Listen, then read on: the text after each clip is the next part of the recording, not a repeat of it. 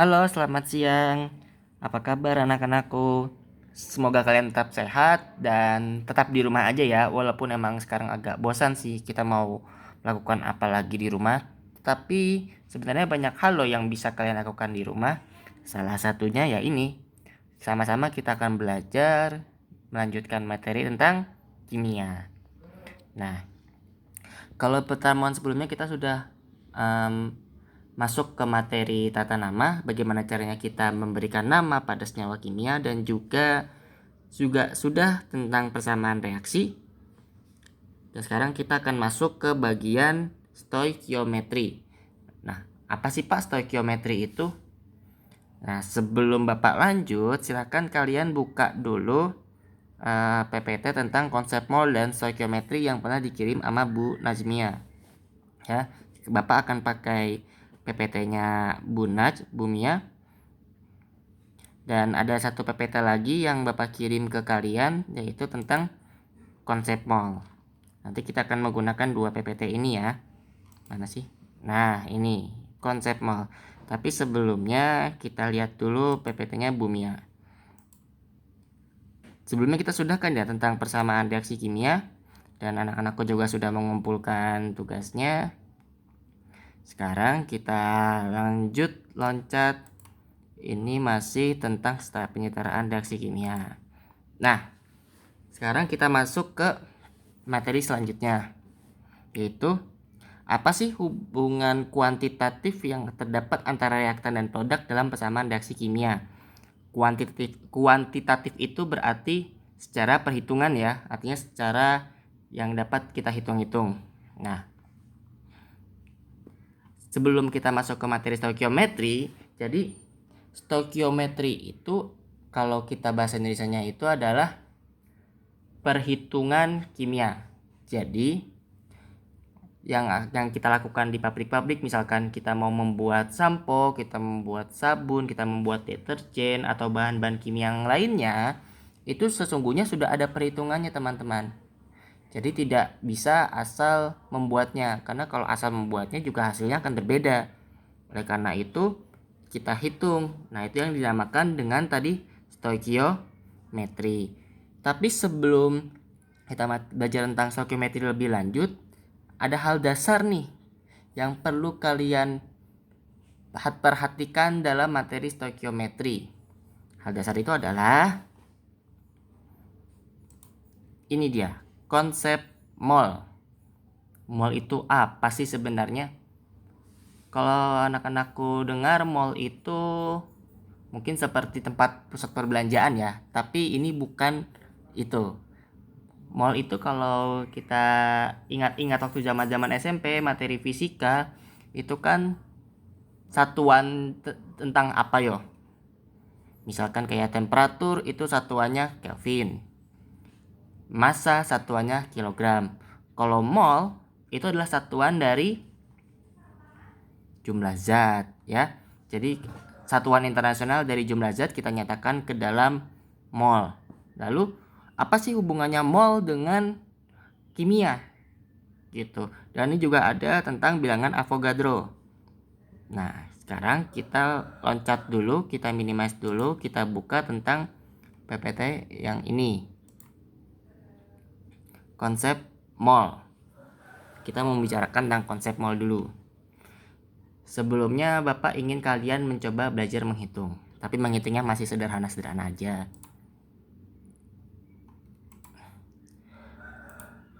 Bisakah kalian menghitung jumlah mobil ini?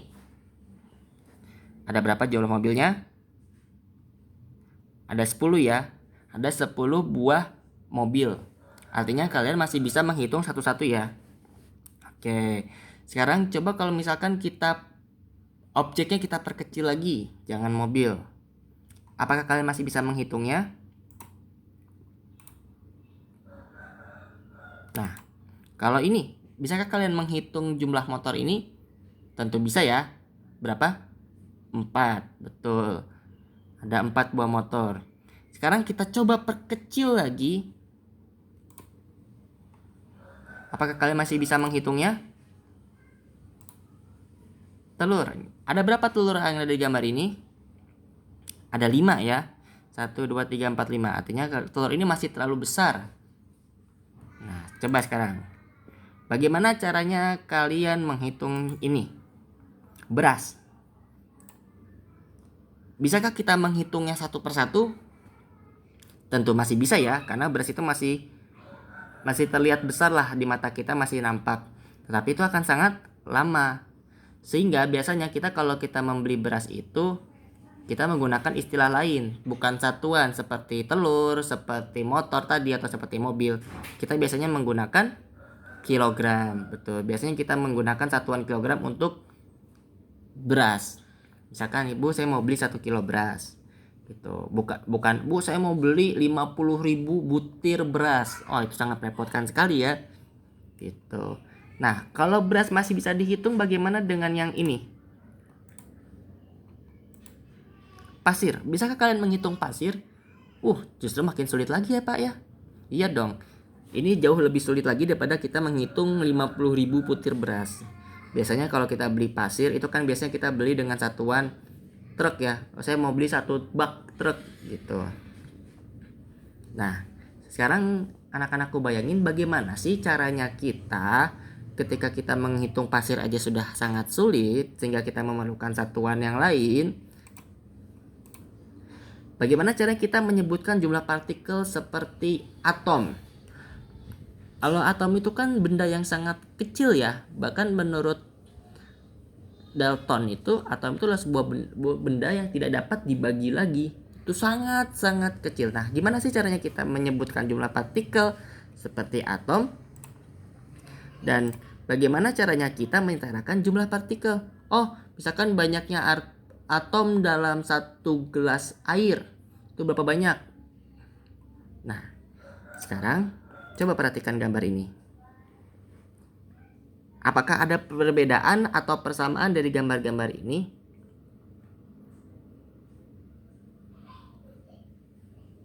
Iya ya. Jadi ini adalah contoh beberapa senyawa kimia yang ada di dunia ini. Yang pertama ini yang ada gambar di dalam labu takar atau labu ukur adalah bromin. Bromin itu adalah sebuah cairan berwarna coklat. Ini karena di botol coklat jadi kelihatan lebih gelap ya. Itu masanya adalah 79,9 gram bromin. Kemudian aluminium. Ini masanya adalah 27 gram. Terus air raksa. Ini masanya adalah 200,6 gram di dalam labu ukur. Kemudian tembaga ada 63,5 gram, besi 55,8 gram, sengnya itu 35,4 gram, dan sulfur itu 32,1 gram. Sekarang Bapak mau tanya, apa persamaan dari gambar-gambar ini? Iya, coba kalau kalian perhatikan. Di bromin ada 6,022 kali 10 pangkat 23 dan 1 mol. Aluminium 6,022 kali 10 pangkat 23, 1 mol. Ini juga ada 1 mol. Ini pun ada 1 mol. Ini besi, seng, sulfur semuanya ada 1 mol. Terus, apakah ada lagi persamaannya? Ya, benar ya. Ada yang sama, yaitu bentuknya ada yang padat. Aluminium, sulfur, seng, besi, tembaga itu semua padat. Sedangkan persamaan yang lainnya, raksa dan bromin, itu adalah cair. Ada persamaannya lagi? Tidak ada ya. Sekarang kita lihat perbedaannya. Apa perbedaannya selain bentuk tadi? Kalau bromin sama aluminium jelas beda bentuknya. Apa yang membedakan? Masanya, benar ya. Jadi massa bromin itu 79,9 gram, sulfur 32, aluminium 27, raksa 200,6, tembaga 63,5 dan lain sebagainya. Ternyata masing-masing senyawa itu beda massanya. Sehingga tadi kita mempunyai beberapa persamaan. Yang pertama, ternyata ada sama-sama 1 mol dan sama-sama 6,022 kali 10 pangkat 23. Persamaan yang kedua, ternyata ada yang bentuknya fasanya padat, ada yang fasanya cair. Perbedaannya, lihat dari jumlah masanya, beratnya 79,9 gram, ada yang 27, ada yang 200,6 dan lain sebagainya ya. Sekarang, apa sih maknanya 6,022 kali 10 pangkat 23? Apa sih maknanya 1 mol? Sekarang kita lihat dulu gambar yang setelah ini. Ternyata 6,22 kali 10 pangkat 23 itu adalah kita sebut sebagai angka Avogadro. Pak, apa sih angka Avogadro itu? Nah, zaman dahulu ada peneliti kimia yang bernama Avogadro. Dia meneliti dan menghitung bahkan berapa sih jumlah zat yang terdapat, karena mol itu adalah satuan dalam jumlah zat.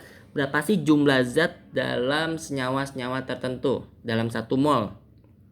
Karena kan kita membicarakan mol. Ternyata setelah dihitung-hitung, angkanya 6,022 kali 10 pangkat 23 jumlah partikelnya. Dicoba ke senyawa lain, sama 6,022 kali 10 pangkat 23. Dicoba lagi senyawa yang lain, sama juga 6,022 kali 10 pangkat 23. Sama seperti gambar yang tadi. Gambar yang ini. Ternyata dicoba lagi ini sama 6,02 kali 10 pangkat 23. Dicoba lagi ini sama, ini sama, ini sama, ini sama, ini sama, ini sama. Tetapi masanya berbeda-beda. Kalau untuk 1 mol bromin itu 79,9 gram. Untuk 1 mol aluminium itu kalau ditimbang 27 gram. Kalau raksa itu 200,6 gram dan lain sebagainya. Sehingga karena kita menghargai nama penemunya, maka jumlah 1 mol partikel itu kita beri nama angka Avogadro atau bilangan Avogadro, yaitu jumlahnya 6,022 kali 10 pangkat 23. Tapi ribet gak sih kita menyebutkan 6,022 kali 10 pangkat 23? Tentu ribet ya, karena itu jumlahnya, coba kalau 10 pangkat 6 aja dibilangnya juta, 10 pangkat 9 aja dibilangnya ratusan juta. Kalau 10 pangkat 23 kira-kira dibilangnya apa? Sangat merepotkan ya. Sehingga 6,0223 kali 10 pangkat 23 dinyatakan sebagai 1 mol. Jadi kalau misalkan ada yang bertanya, berapa sih jumlah partikel dari 1 mol air? Ya pastinya 6,022 kali 10 pangkat 23. Atau berapa sih jumlah mol 18 gram air? Itu pasti 1 mol. Nah seperti ini. Contoh lain. Ada gambar balon, ada senyawa air, ada garam NaCl. Kalau 1 mol O2 itu sebesar ini. Sebesar balon ini. Kalau 1 mol air hanya setinggi ini. 1 mol NaCl itu hanya sebesar ini. Kalau ditimbang 1 mol O2 itu setara dengan 32 gram gas oksigen. Kalau 1 mol air setara dengan 18 gram air. Kalau 1 mol NaCl itu setara dengan 58,5 gram garam NaCl. Tetapi lihat jumlah senyawanya bagaimanapun, apapun senyawanya sama, 6,022 kali 10 pangkat 23. Sehingga dalam senyawa apapun 1 mol menurut penelitian Avogadro itu 6,022 kali 10 pangkat 23. Hebat ya ciptaan Allah ya. Beginilah kalau misalkan kita mempelajari kimia dan kita semakin tahu, kita semakin merasakan keindahan, keagungan Allah. Begitu. Nah, tadi kan kita melihat ada beberapa istilah baru ya.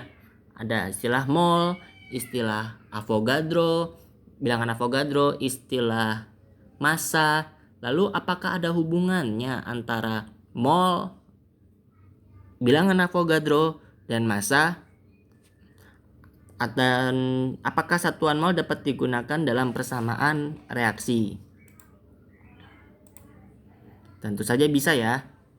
Nah, sebelum kita membahas kasus tersebut, kasus yang satu ini, sekarang kita kembali lagi ke presentasinya ini.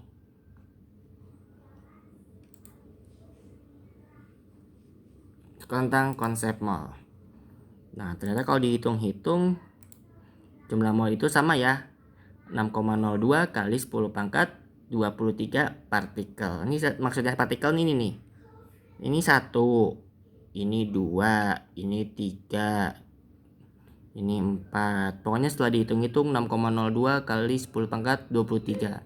Jumlah yang fantastis ya. Nah, partikel itu bisa macam-macam, bisa itu atom, bisa itu molekul, bisa itu ion.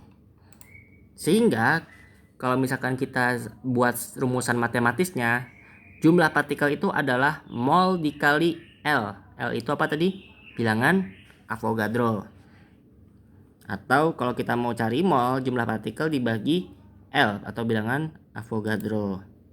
Contoh soal, misalkan coba hitung jumlah Fe dalam 5 coba hitung jumlah atom dalam 5 mol Fe.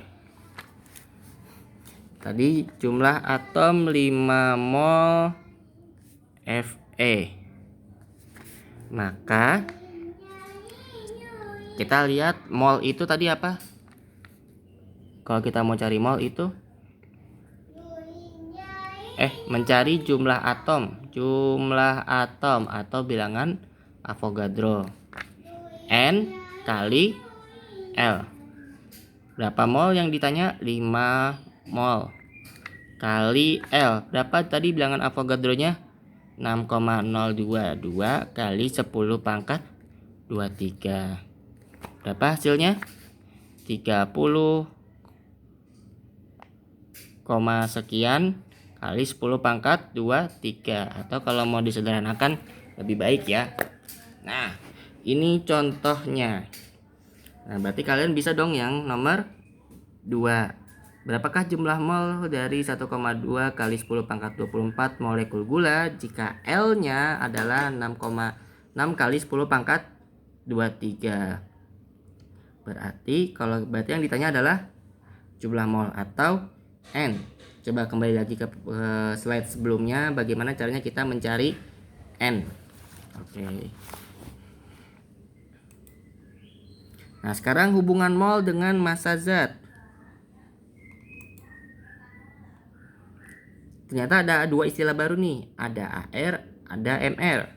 AR itu massa atom, kalau M itu adalah molekul, massa molekul relatif. Perbedaannya adalah ini adalah atom itu satuan, kalau ini adalah molekul itu lebih dari 1. Sehingga kalau kita buat rumusan sistematisnya itu mirip-mirip. Kalau molnya yang dicari adalah mol dari atom, maka bisa massa dibagi AR atomnya, atau massa dibagi MR kalau ditanya adalah molekulnya. Nah, coba sekarang kita mencoba menghitung AR dan MR dulu sebelum kita coba cari molnya satu-satu. Ini ada beberapa opsi. Diketahui AR-nya adalah ini dan ini adalah beberapa senyawanya. Coba berapa MR karena NaOH ya sudah menjadi molekul.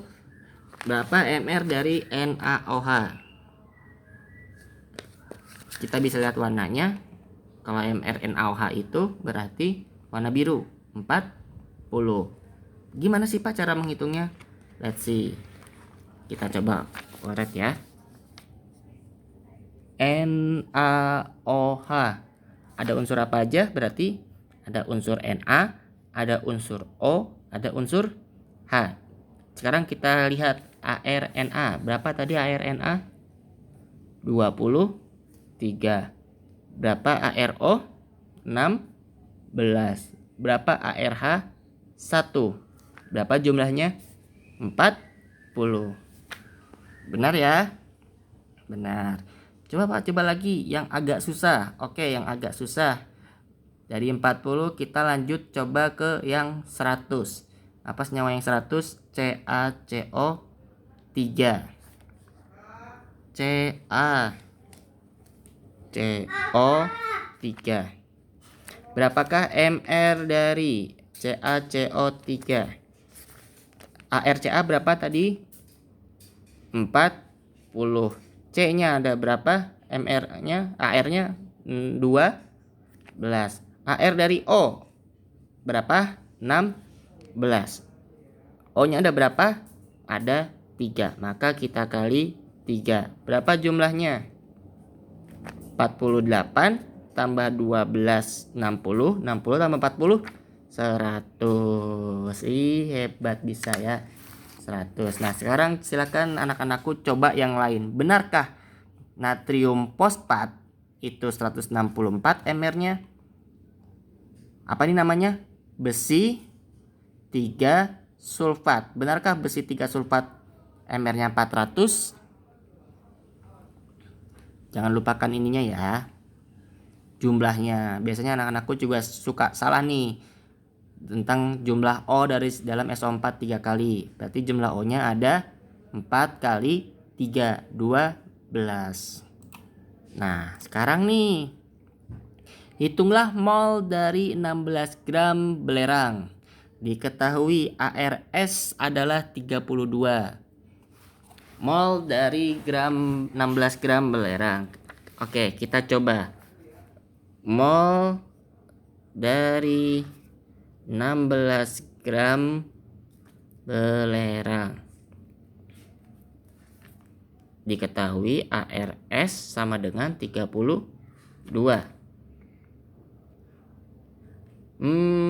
Belerang rumus kimianya apa? Lambang kimianya S ya.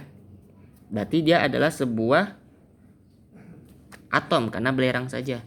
Sehingga mol sama dengan massa bagi AR. Berapa massanya? 16 gram. Berapa ARS-nya? 32. Sehingga berapa molnya? 0,5 mol. Sekarang kita lihat mol dari soal yang kedua. Berapa gram? Oh, ditanya gram. Berapa gram massa dari 5 mol glukosa yang dimiliki MR 180? Mol glukosa. Mol dari bukan mol yang ditanyakan. Gram massa dari 5 mol glukosa. MR-nya 180. Bisa kita cari mol sama dengan massa per MR. Dan ditanyakan apa? Massa. Sehingga massa adalah mol kali MR. Molnya berapa tadi? 5 dikali MR-nya berapa? 180. Berarti jumlahnya adalah 900. Begitu ya. Itu kaitannya antara mol, massa, dan AR atau MR. Nah, sekarang Bapak mau lanjut ke tentang ini. Tetapi karena keterbatasan memori, jadi Bapak cukupkan dulu. Nanti kita akan lanjut ke video selanjutnya. See you.